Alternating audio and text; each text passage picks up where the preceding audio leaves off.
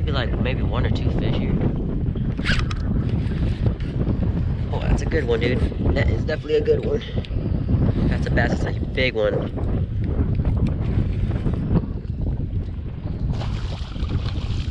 Oh yeah. Yep, that's a big bass.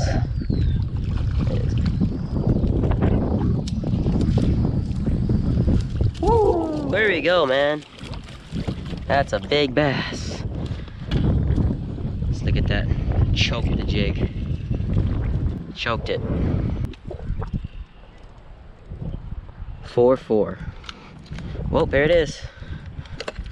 My 4-pounder, second one of the year. Built exactly like the same first 4-pounder I caught this year. It's short, big shoulders, big tummy, and yeah, these big mamas are definitely feeding.